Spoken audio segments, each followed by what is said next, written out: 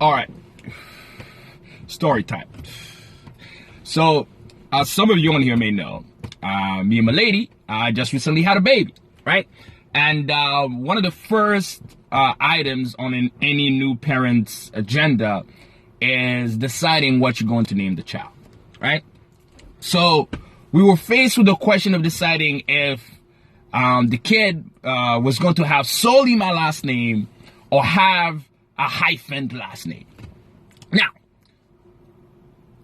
personally for me, call me old-fashioned, but I think a child should be solely named after his father. Look, now, before you feminists report my account for hate crime, riddle me this. If you put a tuna inside a vending machine, and the vending machine gives you a Coca-Cola, whose Coca-Cola is it really? I mean, these are the questions that keep me up at night. This is precisely why I smoke weed. But look, there is one instance under which a child should never, and I do mean ever, be named after his father. And that is when said child is what's referred to in the scientific community as a toilet baby. For those of you who don't know what a toilet baby is, allow me to refer you to a show on TLC called I Did Not Know I Was Pregnant. Oh, that shit is fascinating. You always have some hellbilly white chick named Luann talking about, I was passing stool inside my local neighborhood Chevron when unbeknownst to me, here comes baby Tyler. That's a toilet baby. As far as I'm concerned, that baby is a ward of the gas station company.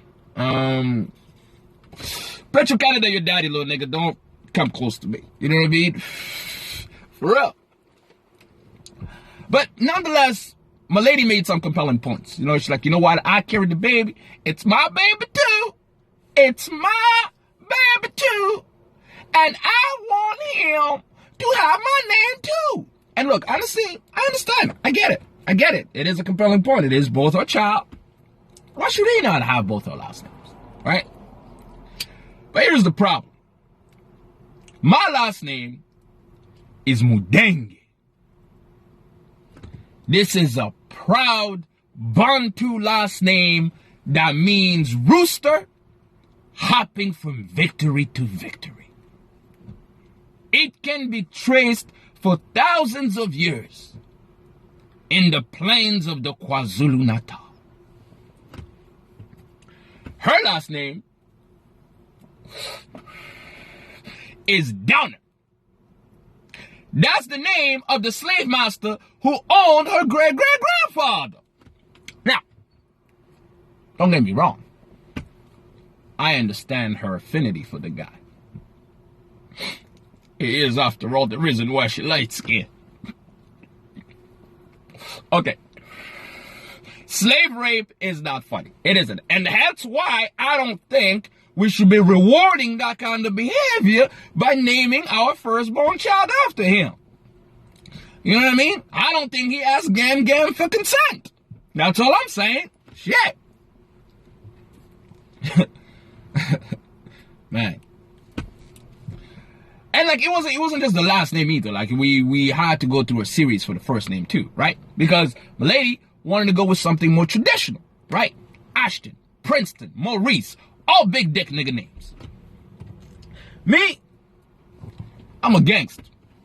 I wanted to name the child after things that scared me, right? In order to remind me to always be 10 toes when it comes to these streets.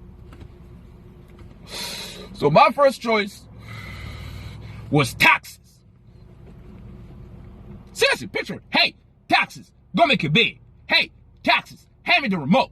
Hey, taxes, put down them Skittles. Rolls off the tongue. You know? Like, I had this fantasy of having 5 children and introducing them to somebody for the first time. Like, hey, brother, let me introduce you to my kids. Over there, that's my oldest son. diabetes. Right behind him is my oldest daughter. Her name is Felony. And right behind her is her youngest sister. Her name is Autocorrect. She's a bit of a chatty little bitch. Stay away from her. And back there, that's my twins. That's high crimes and misdemeanor. They are my pride and joy. Both of unimpeachable character.